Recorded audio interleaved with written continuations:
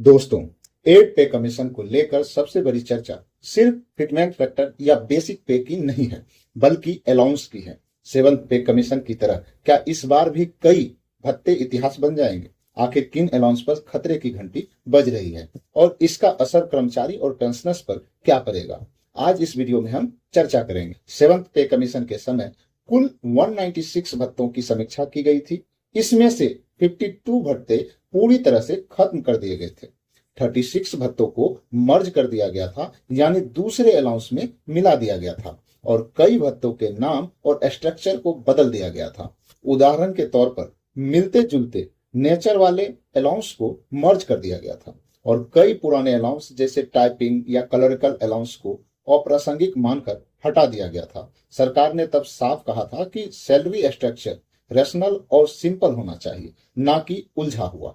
अब एड पे कमीशन में भी यही उम्मीद की जा रही है। फाइनेंशियल एक्सप्रेस के मुताबिक सरकार अलाउंस को फिर से सिंप्लीफाई करेगी, मतलब जो अलाउंस डिजिटलाइजेशन और नई एडमिनिस्ट्रेटिव व्यवस्था के बाद प्रैक्टिकली इनरिलीवेंट हो गया है, उन्हें खत्म किया जा सकता है। जिन अलाउंस का कामकाज एक दूसरे से मिलता जुलता है, उन्हें मर्ज किया जा सकता है और फोकस होगा बेसिक सैलरी प्लस डीए पर, ताकि ट्रांसपेरेंसी और सिंप्लिसिटी बनी रहे। अभी तक सरकार ने ऑफिशियल लिस्ट जारी नहीं की है, लेकिन एक्सपेक्ट अनुमान यही कहता है। फाइनेंशियल एक्सप्रेस के मुताबिक ट्रेवलिंग अलाउंस टीए पर बदलाव हो सकता है, स्पेशल ड्यूटी अलाउंस या फिर रीजनल अलाउंस को रैशनलाइज किया जा सकता है। छोटे डिपार्टमेंटल अलाउंस जैसे पुराना typing allowance, minor regional allowance को खत्म किया जा सकता है। सरकार का मकसद है कम अलाउंस, ज्यादा क्लियरिटी।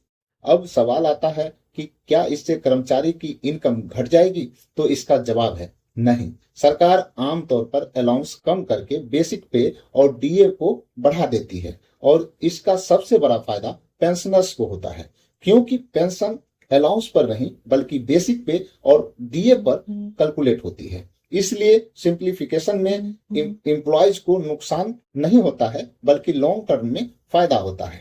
मोदी सरकार ने जनवरी 2025 में एड पे कमीशन की घोषणा की थी। अभी टर्म ऑफ रेफरेंस फाइनल होना बाकी है। टर्म ऑफ रेफरेंस यह तय करता है कि आयोग किन दायरे में काम करेगा, सैलरी स्ट्रक्चर, अलाउंस, बेनिफिट वगैरह पर। उम्मीद है कि टर्म ऑफ रेफरेंस जल्द से जल्द पूरा हो जाएगा। उसके बाद आयोग की टीम नियुक्त किया जाएगा। तो दोस्तों, साफ है कि एड पे कमीशन में भी अलाउंस पर बड़ी सर्जरी होगी। फाइनेंशियल एक्सप्रेस के मुताबिक कई पुराने भत्ते खत्म होंगे, कई मर्ज होंगे और सैलरी स्ट्रक्चर और ज्यादा ट्रांसपेरेंट हो जाएगा। यानी आने वाले सालों में सरकारी कर्मचारी की सैलरी सिंपल दिखेगी, लेकिन मजबूत भी होगी। अब आपके लिए सवाल, आपको क्या लगता है, अलाउंस खत्म करना कर्मचारियों के हित में है या नहीं? कमेंट में अपनी राय जरूर बताएं। धन्यवाद। जय हिंद।